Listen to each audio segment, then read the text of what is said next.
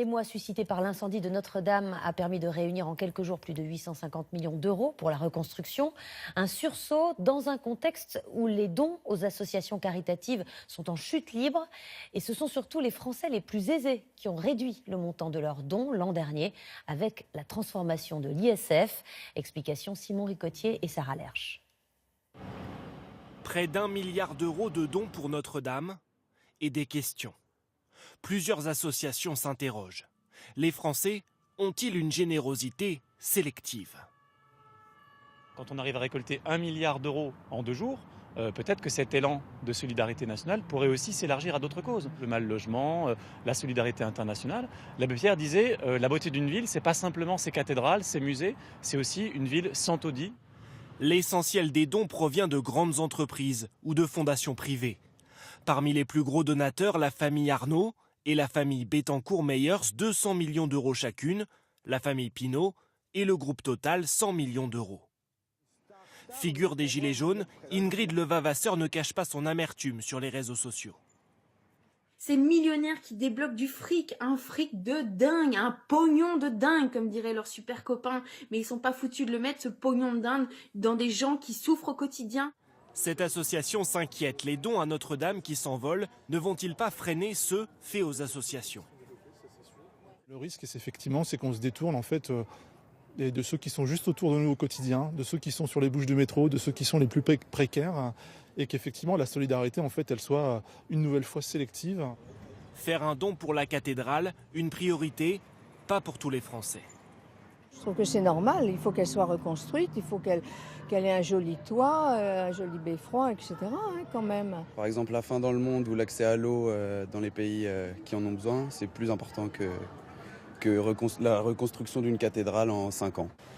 L'an dernier, les dons aux associations ont baissé de 4,2%. Bonsoir Jean-Paul Chapelle.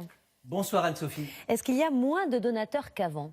La réponse est oui. En 2017, 82% des foyers fiscaux soumis à l'ISF ont donné. Eh bien, en 2018, de cet échantillon, il n'était plus que 77% à faire un don, selon l'enquête Ipsos pour la Fondation des apprentis d'Auteuil. Pourquoi ? Bien parce qu'en 2018, l'impôt sur la fortune a été supprimé et avec lui, l'avantage fiscal aussi.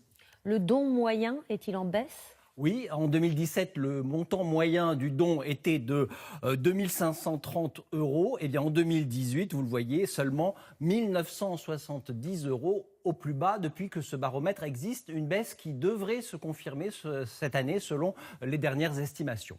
Et où est passé l'argent ? Alors, avec l'argent économisé, les riches donateurs ont d'abord consommer plus. Ils ont ensuite épargné plus. Enfin, dans une moindre mesure, ils ont aussi investi dans les entreprises, ce qui était l'objectif initial de la réforme fiscale. Merci Jean-Paul. Le pouvoir d'achat des Français va augmenter en moyenne de 850 € cette année. La plus forte hausse depuis 2007 selon l'OFCE, l'Observatoire français des conjonctures économiques. Et près de la moitié de cette somme provient des mesures annoncées en décembre en réponse aux Gilets jaunes. 850 €, c'est une moyenne. Qui en profitera le plus ? Julien Bigard, Régis Maté. Le pouvoir d'achat des Français devrait grimper en flèche. En moyenne cette année, une augmentation de 850 € par ménage, selon les prévisions d'un observatoire économique. La plus forte progression depuis plus de 10 ans. Alors, comment expliquer ce chiffre ? Dans cette entreprise, les salariés bénéficient des mesures du gouvernement pour répondre au mouvement des Gilets jaunes. La défiscalisation des heures supplémentaires, par exemple, rapporte 400 € à Michael Guédon. On fait beaucoup d'heures supplémentaires dans l'année. Et l'avantage pour nous, que les heures soient défiscalisées, c'est de ne pas payer d'impôts en fin d'année, en plus, et du coup qui restent dans notre poche. D'autres mesures expliquent la hausse du pouvoir d'achat, comme la suppression des cotisations sociales. Armando Dominguez a aussi vu sa taxe d'habitation baisser de 300 €. Cette année, ils ont dû enlever un tiers de ma taxe d'habitation. Ça va m'apporter un peu de pouvoir d'achat.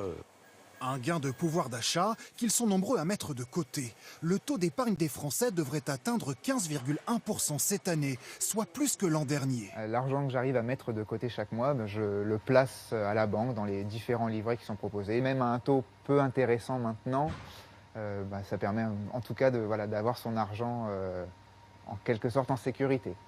Mais le pouvoir d'achat n'augmentera pas pour tout le monde. Les grands perdants sont les retraités aisés qui ont en moyenne 67 ans car leur pension progresse moins vite que l'inflation. Autres défavorisés, les Français les plus pauvres, car ils profiteront peu des mesures du gouvernement en faveur du pouvoir d'achat.